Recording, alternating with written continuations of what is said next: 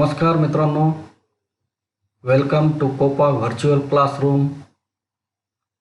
Today's topic is e-commerce, trade computer operator and programming assistant, presented by N.B. Panse.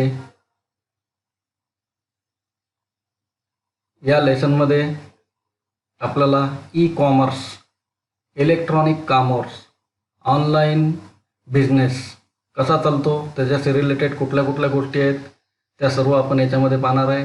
याच्यापूर्वीच्या माझ्या बऱ्याचशा यूट्यूबच्या व्हिडिओला आपण like केलेलं आहे.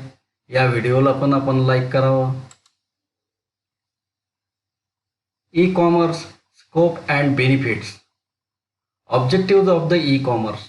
या लेसनमध्ये आपल्याला कुठले कुठले पॉईंट पाहायचे आहे. The definition of e-commerce, explain the difference between traditional commerce and e-commerce, explain type, scope and benefits of e-commerce, explain the capabilities required and technology issue of e-commerce. E-commerce चं डेफिनेशन, याच्यापूर्वी आपण जे business करत होतो that is the traditional business. एखाद्या दुकानामध्ये जायचो, तिथून वस्तू आपण विकत घेत होतो. आणि ई कॉमर्स म्हणजे ऑनलाईन वस्तू आपण विकत घेणे. याच्यामधला जो काही डिफरन्स आहे तो डिफरन्स. त्यानंतर कुठल्या कुठल्या टाईपचे ई कॉमर्स आहेत आणि त्याचा बेनिफिट्स, स्कोप आणि बेनिफिट्स. त्यानंतर ई कॉमर्ससाठी आपल्याला जी काही टेक्नॉलॉजी पाहिजे ती टेक्नॉलॉजी कुठली कुठली आहे, त्याच्यामध्ये आपल्याला काय काय यूज करावं लागेल ते डिटेल्स आपण या लेसनमध्ये पाहणार आहे. Definition of e commerce. E-commerce is the process of buying and selling products or service and transfer of fund electronically. E-commerce मध्ये म्हणजेच काय की आपण जे काही बिझनेस करतो, वस्तू विकतो किंवा वस्तू विकत घेतो किंवा एखादी सर्व्हिस आपण काय करतो, प्रोव्हाइड करतो. जसं मोबाईल रिचार्ज करायचा असेल तर आपण एखाद्या दुकानामध्ये जातो, त्यांना सांगतो किंवा माझा मोबाईल एवढे अमाऊंट घेऊन रिचार्ज करा. म्हणजेच काय, आपण त्या ठिकाणी सर्व्हिस घेतो. त्या सर्व्हिसचे चार्जेस सुद्धा त्या ठिकाणी आपल्याला ॲप्लिकेबल असतात. तर हे सर्व काय ई कॉमर्स आहे. डिटेलमध्ये electronic commerce draws on technologies such as a mobile commerce, electronic fund transfer, supply chain management, internet marketing, online transaction processing, electronic data interchange, inventory management system and automated data collection system.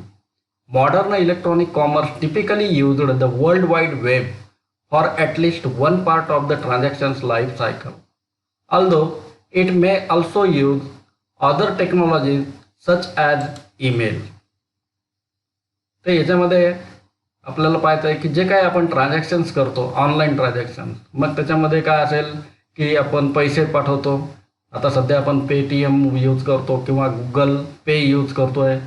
Supply chain management, त्यानंतर internet marketing असेल, इंटरनेटमध्ये आपण जे काही advertise पाहतो. Online transaction processing, आपण पैसे transfer करतो ऑनलाईन एकमेकाला. त्याच्यानंतर बऱ्याच वेळेस आपण व्हॉट्सअप असेल किंवा एकमेकाला सेंड करतो.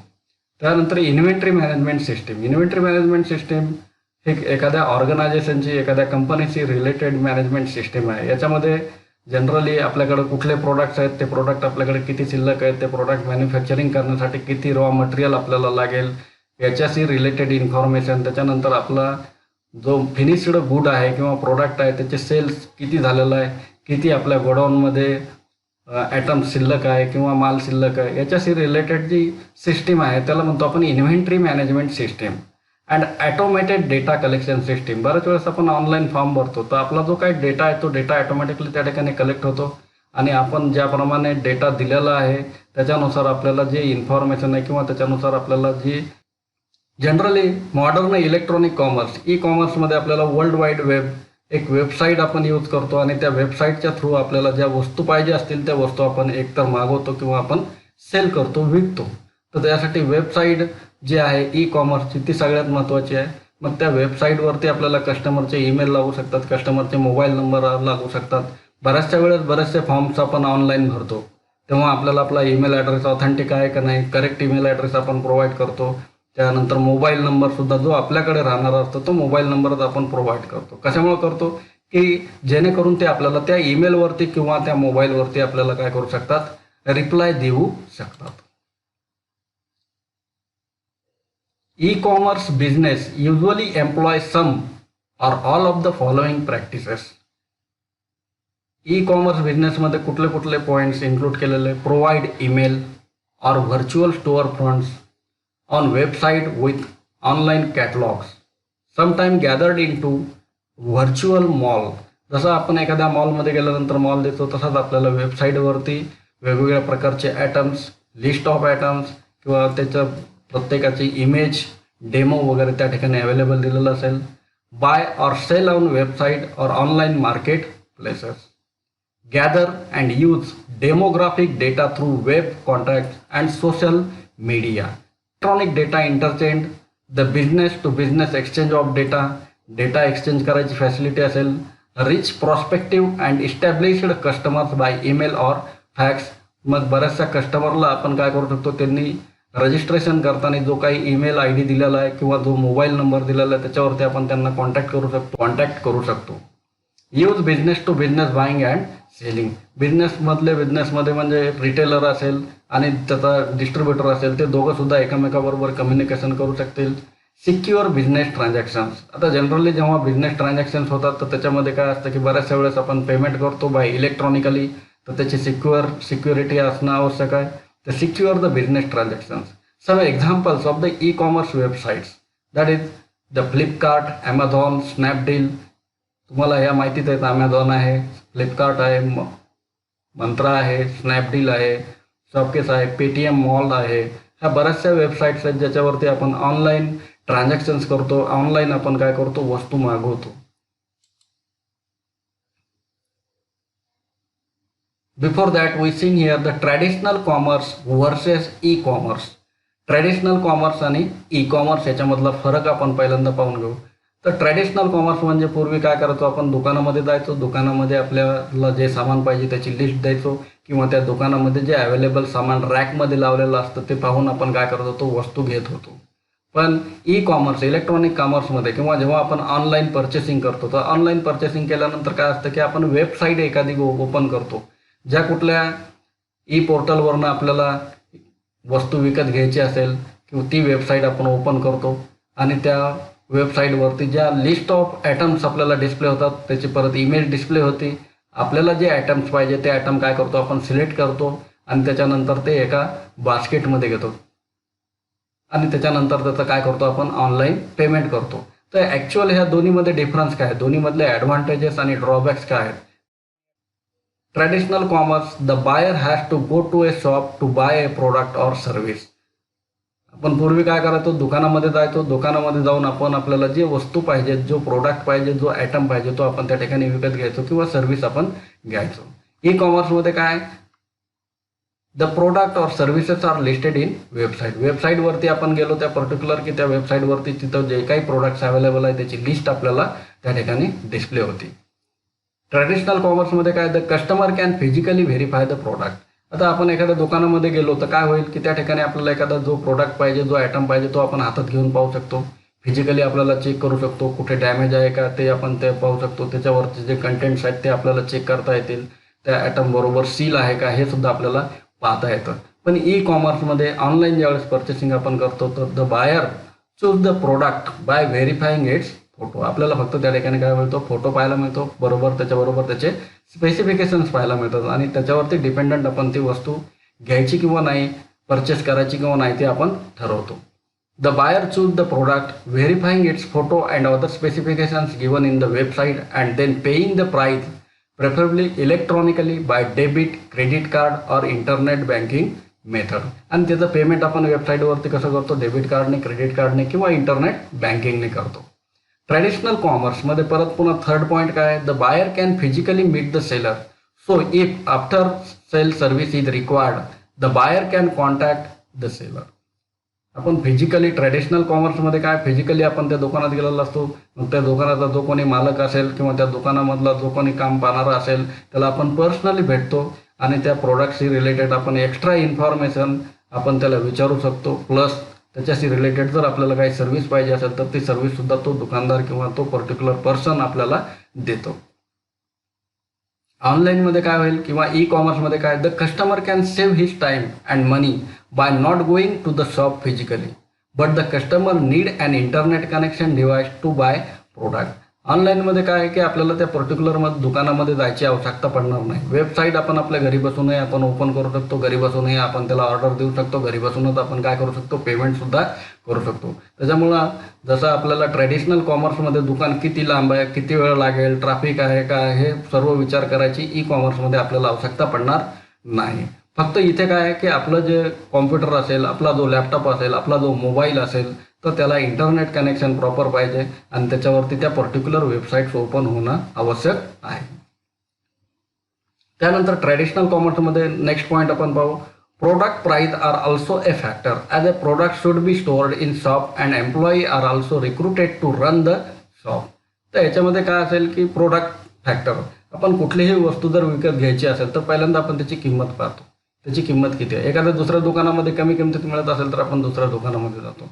तर हे ट्रॅडिशनल कॉमर्समध्ये काय होतं की कंपनीकडनं माल निघतो, तो त्याच्यानंतर डीलरकडे जातो, डीलरकडून डिस्ट्रीब्युटरकडे जाईल, डिस्ट्रीब्युटरकडनं रिटेलरकडे जाईल. त्याची एक सप्लाय चेन असते आणि परत ट्रान्सपोर्टेशन लागेल, प्रत्येकाचं कमिशन लागेल. त्यानंतर जे दुकान आहे त्या दुकानामधचं किराया असेल, त्या दुकानामध्ये लाईट असेल, AC असेल, ज्या काही फॅसिलिटीज आहेत त्या सर्व फॅसिलिटी त्या प्रोडक्टवरती, त्यालाच म्हणतो आपण ओव्हरहेड, ठरवली जाते. पण ज्यावेळेस आपण ऑनलाईन परचेस करतो किंवा ई कॉमर्सच्या थ्रू आपण परचेसिंग करतो, the product are not transported to a shop, so the overhead maintaining a shop is not added to the product cost. तर त्या ठिकाणी कुठल्याही प्रकारची दुकान नसल्यामुळं डायरेक्ट ऑनलाईन आपण परचेस करत असल्यामुळं आपल्याला तो प्रोडक्ट त्या ठिकाणी जनरली स्वस्त पडतो.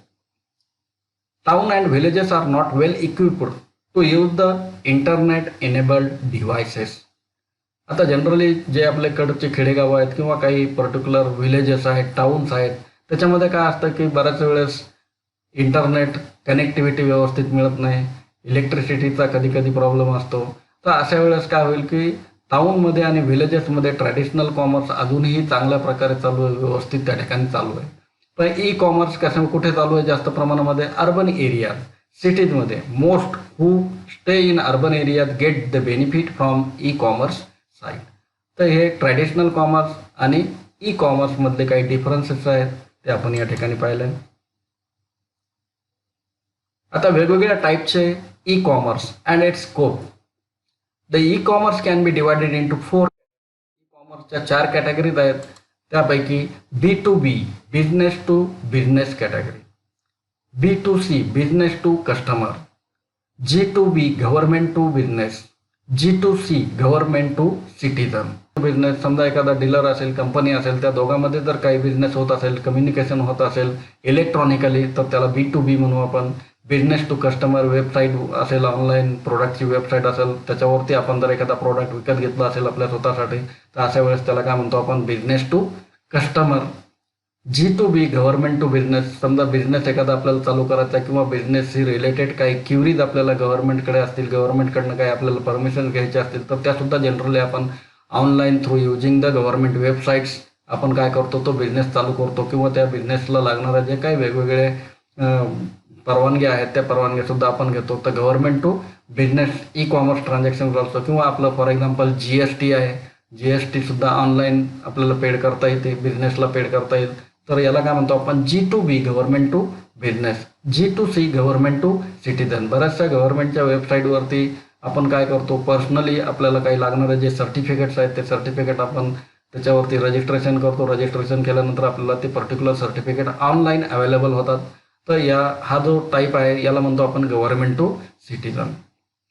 Then there are 4 main areas in which the companies conduct e commerce. These are. आता कंपनी ई कॉमर्सचा कुठे कुठे वापर करू शकतो? The direct marketing, selling and service. Marketing करण्यासाठी, ॲडव्हर्टाइजमेंट करण्यासाठी, त्यांचे प्रोडक्ट सेल करण्यासाठी, किंवा कुठल्या जर सर्व्हिस असतील, मेंटेनन्स करायची असेल तर त्याच्याशी रिलेटेड जे काही इन्स्ट्रक्शन्स आहेत, त्याच्याशी रिलेटेड जे काही कॉन्टॅक्ट नंबर्स आहेत, ते सुद्धा ई कॉमर्सच्या थ्रू, वेबसाईटच्या थ्रू ते आपल्याला काय करतात? त्या ठिकाणी शेअर करतात. Online banking and billing. एखादा प्रॉडक्ट आपण विकत घेतला तर त्याचं बिलिंगसुद्धा ऑनलाईन होतं. त्याच्यानंतर त्याचा जो पेमेंट आहे तो पेमेंटसुद्धा आपण ऑनलाईन करतो. Secure distribution of information. आपले जे इन्फॉर्मेशन आपण त्या ऑनलाईन परचेसिंग वेबसाईटवरती, ई कॉमर्सवरती प्रोव्हाइड केलेली आहे, त्याला सिक्युरिटी प्रोव्हाइड केल्या जाते. ती इन्फॉर्मेशन ओपन केल्या जात नाही. Value chain trading and corporate purchasing. त्यानंतर filling the tax return to the government. समजा गव्हर्नमेंटला टॅक्स भरायचा असेल तर तो टॅक्स सुद्धा online. Benefits of e commerce, म्हणजे ई कॉमर्स वापरल्यामुळे आपल्याला काय काय बेनिफिट्स आहेत. जसं आता आपण या ठिकाणी पूर्वी डिफरन्स पाहिला होता, ट्रॅडिशनल कॉमर्स आणि ई कॉमर्सचा डिफरन्स पाहिला होता. त्याच्यामध्ये सांगितलं होतं की आपल्याला दुकान किती लांब आहे, त्या दुकानामध्ये जायला किती वेळ लागेल, तर त्याच्यानंतर ते दुकान उघडं असेल किंवा बंद असेल तर याच्याशी आपल्याला ई कॉमर्समध्ये काहीही घेणं देणं राहणार नाही. कारण e commerce allows people to carry out the business without the barriers of time or distance. 24 hour आपण त्या वेबसाईटवरती कधीही प्रोडक्ट काय करू शकतो, आपला बुक करू शकतो, विकत घेऊ शकतो. त्याच्यानंतर तो प्रोडक्ट कुठे आहे, कसा आहे, आपल्याला त्याच्याशी काही घेणं नाही. तो प्रोडक्ट आपल्याला काय होतो, घरी मिळून जातो. The direct cost of sale for an order taken from a website is lower than through the traditional means. Generally online वेबसाईटवरती आपण जे काही परचेस करतो ते परचेस केलेल्या ज्या काही वस्तू आहेत, ॲटम्स आहेत, तर ते ॲटम्स प्रोडक्ट जे आहेत ते आपल्याला काय होतात, ऑनलाईन स्वस्त पडतात. म्हणून बऱ्याचशा वेळेस आपण काय करतो, ते ऑनलाईन पर्चेसिंग करतो. As there is a no human interaction during the online electronic purchase order process. आणि त्याच्या बेनिफिट्समध्ये परत थर्ड पॉईंट आपण पाहू. Another important benefit of e commerce is that it is the cheapest means of doing business. सर्वात सोपं आणि साधं काम आपण काय करू शकतो, ई कॉमर्सचा बिझनेस चालू करू शकतो, इलेक्ट्रॉनिक कॉमर्स. कारण याच्यासाठी आपल्याला कुठं दुकानाची जागा पाहायची गरज पडत नाही किंवा कुठल्याही प्रकारे आपल्याला मार्केट त्या ठिकाणी पाहायची आवश्यकता पडत नाही. सो फक्त याच्यासाठी आपल्याला वेबसाईट आणि आपलं कम्युनिकेशन मीडिया असणं सर्वात महत्त्वाचं आहे. E commerce has provided the solution by decreasing the cost which are incurred. आता या ठिकाणी बऱ्याचशा वेळेस आपण पाहतो की ज्या काही वेबसाईट्स आहेत, जसं काही ॲमेझॉन आहे, फ्लिपकार्ट आहे किंवा स्नॅपडील आहे, या ज्या वेबसाईटवरती आपण बऱ्याच वेळेस मोबाईल फोन वगैरे परचेस करतो. तर बऱ्याचशा वेळेस तिथून कशामुळे परचेस करतो आपण, की त्या ठिकाणी जो प्रोडक्ट आहे तो प्रोडक्ट आपल्याला थोडंसं मार्केट रेटपेक्षा कम्पॅरेटिव्हली स्वस्त मिळतो. कशा technology requirement for e commerce. आता आपल्याला जर ई कॉमर्स करायचं आहे, ई बिझनेस स्टार्ट करायचा आहे, त्याच्यासाठी जी काही टेक्नॉलॉजी लागणार आहे तर ते कुठली टेक्नॉलॉजी, त्याच्यामध्ये कुठले कुठले पार्ट्स इन्क्लूड केले जातात ते आपण पाहू. The requirement for e commerce needs web based application with an HTML front end compatible with the variety of browsers. या ठिकाणी काय लागेल, आपल्याला एक आपली वेबसाईट लागेल. It is the compatible with the variety of browsers. सगळ्या ब्राउझरमध्ये ती चालायला पाहिजे. The application will require database to store the user transactions and to list items available through the electronic store. त्यानंतर काय लागेल, एक डेटाबेस लागेल आपल्याला, ज्याच्यामध्ये आपण आपल्याकडे जे काही कस्टमर्स आहेत किंवा जे नवीन कस्टमर्स आहेत त्यांचं जे इन्फॉर्मेशन आहे ते इन्फॉर्मेशन जनरली आपण डेटाबेसमध्ये स्टोअर करतो. त्याच्यानंतर आपल्याकडे विकण्यासाठी जे काही प्रोडक्ट्स आहेत त्या प्रोडक्टशी रिलेटेड जे इन्फॉर्मेशन आहेत, लिस्ट ऑफ प्रोडक्ट, त्याची प्रोडक्टची प्राईस, त्याच्यानंतर त्या पर्टिक्युलर प्रोडक्टचे specifications you can also store by using the database. A web browser will send HTTP request to the middle tier. The middle tier will then retrieve the information stored in the database, process it appropriately and send a reply back to the client. तर याच्यामध्ये जे middle tyre आहे, तर middle tyre web server जे आहे, तर याच्यामध्ये काय असेल की जनरली जी काही इन्फॉर्मेशन ते इन्फॉर्मेशन डेटाबेसमध्ये स्टोअर केलेली असते आणि वेब ब्राउझरमध्ये आपण ज्या वेबसाईटवरनं आपल्याला ॲटम परचेस करायचे, प्रोडक्ट परचेस करायचे, ती वेबसाईट आपण ओपन केलेली असते. तर त्या वेबसाईटवरचं आपलं जे काही कम्युनिकेशन चालू आहे ते कम्युनिकेशन डायरेक्ट डेटाबेसला आपल्याला इंटरफेस करण्यासाठी मिडल टायरचा वापर त्या ठिकाणी करावा लागतो. तर आता हे मिडल टायर म्हणजे काय, क्लायंट टायर आणि डेटाबेस, हे डिटेल्समध्ये आपण नेक्स्ट स्लाइडमध्ये पाहू. Technology requirement for e commerce. E कॉमर्सची जी काही टेक्नॉलॉजी आहे ते टेक्नॉलॉजी आत्ताच आपण या ठिकाणी आधीच्या फिगरमध्ये इमेजमध्ये पाहिलं आहे. डेटाबेस पाहिजे आपल्याला, मिडल टायर पाहिजे आणि क्लायंट टायर. क्लायंट टायर म्हणजे युजर ऑर द कस्टमर. आता डेटाबेस जनरली जी काही इन्फॉर्मेशन आहे ते इन्फॉर्मेशन लार्ज व्हॉल्यूममध्ये असते, खूप मोठ्या प्रमाणामध्ये असते. ते इन्फॉर्मेशन आपण सिम्पल कॉम्प्युटरच्या टेक्स्ट फाईलमध्ये स्टोअर करू शकत नाही किंवा आपल्याला जरी स्टोअर करायची असेल तर it require the excessive development. So instead of this, we can use the database packages for storing the information. जी काही कस्टमरची इन्फॉर्मेशन आहे किंवा त्या ऑनलाईन वेबसाईटवरचे जे काही प्रोडक्ट्स आहेत त्या प्रोडक्टशी रिलेटेड जी इन्फॉर्मेशन आहे ती इन्फॉर्मेशन जनरली कशामध्ये स्टोअर केल्या जाते, डेटाबेसमध्ये स्टोअर केल्या जाते. Database means in the form of tables. टेबलच्या फॉर्मॅटमध्ये डेटा त्या ठिकाणी स्टोअर केला जातो. तर डेटाबेस पाहू आपण या ठिकाणी. Database, an electronic database it utilized to store data associated with e commerce application. E commerce ॲप्लिकेशनसाठी आपल्याला इलेक्ट्रॉनिक डेटाबेस वापरावं लागेल. We have two alternative for storing this information. मग आपल्याला क्लायंटची किंवा कस्टमरची आणि आपल्या प्रोडक्टची इन्फॉर्मेशन स्टोअर करण्यासाठी आपण दोन अल्टरनेटिव्ह आहेत. Employ flat files to store the data in text files. पण ते जर आपण डेटाबेस पॅकेजेस जर वापरले तर त्याच्यामधून आपल्याला डेटा लवकर रिट्राईव्ह करता येतो. जो काही डेटा आपल्याला पाहिजे तो आपल्याला लवकरात लवकर सर्च करता येतो, रिकॉल करता येतो. Flat files are strongly discouraged because they require excessive development. Instead of this, utilizing a relational database system such as MySQL, Oracle or SQL Server. Generally जे डेटाबेस पॅकेजेस आहेत, जसं आपण मायक्रोसॉफ्ट ऑफिसमध्ये पाहिलं होतं, वर्ड, एक्सेल, पॉवर पॉईंट, आणि त्याच्यानंतर पहा Microsoft assess. Assess is also the one type of relational database package. Like that the MySQL हे सुद्धा एक प्रकारचं डेटाबेस पॅकेज आहे. ओरॅकल सुद्धा एक प्रकारचं डेटाबेस पॅकेज आहे. SQL server. This functionality is readily available in relational databases. MySQL is an open source RDBMS, relational database management system, and thus has a significant cost advantage over other commercially available RDBMS. MySQL support programming languages such as Perl, C, and PHP. Oracle is also the famous RDBM, but it is not open source. आता याच्यामध्ये MySQL is the open source RDBMS package आहे आणि oracle हे काही open source नाही आहे. त्याच्यामुळे बऱ्याचशा ठिकाणी MySQL पॅकेज वापरलं जातं. त्यानंतर middle tier. The middle tier producers run time HTML output by generating data in the middle tier itself or by retrieving data from the database, collect the required information from the database, manipulate it appropriately, then dynamically generate an HTML document that display the items of interest.